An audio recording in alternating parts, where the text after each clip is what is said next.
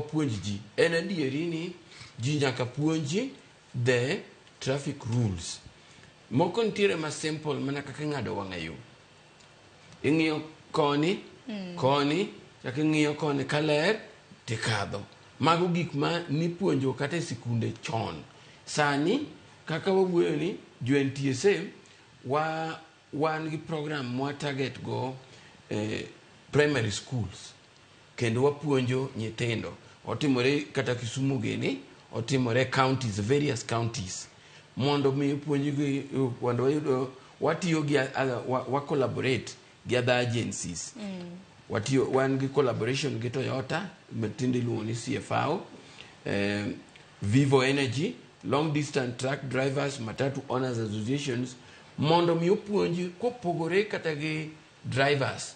Wachako gi nyithind school, various primary schools, mondo puonji nyithindo kaka ginyalo ng'ado wang'ayo. Gima niluongo ni zebra crossing, diwa luongo ni pedestrian crossing. Mani puonjogi, then kata the drivers bendi puonjo mondo mi gimbe give gimiluongo right of way. Kata ka jotielo ng'ado wang'ayo, to gikwongo giweye jotielo botimruok nade okadhi. To jotielo mabe ng'ado wang'ayo gimbe ka ging'ado wang'ayo, to ging'ado wang'ayo ka ging'e ni ging'ado wang'ayo. Ok ni koro ging'anja en mana ng'anjo ng'ade mana mos ane pedestrian crossing. Ane pedestrian crossing ing'anjo. Ng'eni ing'ado wang'ayo, be mindful. Mondo mi samoro ng'acha dwani en green light green emo nyise odwani mondo otimruok nade okadhi.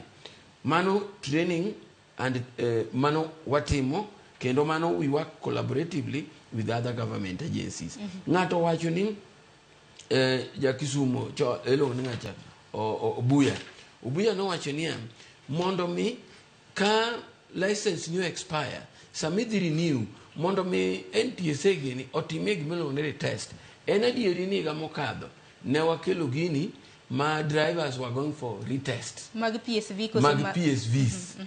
Adieri ne nitiere ywagruok kod modolak magini nokete ang'owa no chako matin manen kaluore gi omenda koso ji ne oneno ni naseng'e riembo mano jogi dwa mana ni mondo cham ang'owa pesa. But chik Traffic Act dwaro ni ka ng'ato dhi timo renewal kata my license to winjoro timne retest nikech adieri visibility mar wang' samoro osedok piny.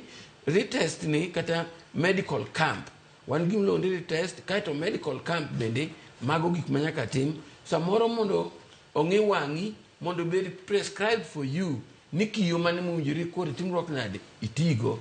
Kata kidhi kawo license the first time owinjore check wang'i gini mondo check ni in biny wang'i ni kare kosi dwaro kiyo to kiyo aina mane mowinjore tim. To chependo ng'iyoga according to the law dwarore ni icheki itimo ni gima iluongo ni medical check up. Ni samoro in gi diabetes, samoro in gi eyesight problem, in short sighted, in long sighted, mago winjoro tim.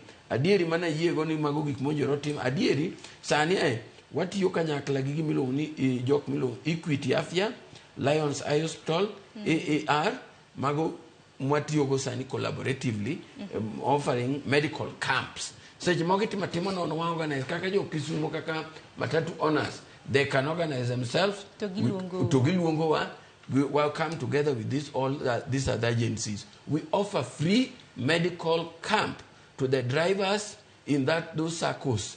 Mondo miongi kan ngama nigi wang eye problem optime prescription mar kiyo mowinjore otigo. Penjo to ng'eny ang'e mos kuom ng'adi. Penjo machielo bende mabende Charles kantiere kaunti ma Kisumu na penjo en kotenore kod school buses gi college buses. Bende ung'iyo kata mana qualifications mag derepe makamagi? Good. Mano penjo ma kata nyocha ne ng'ato be chako penjo mabe I even wrote a response to it. Mokwongo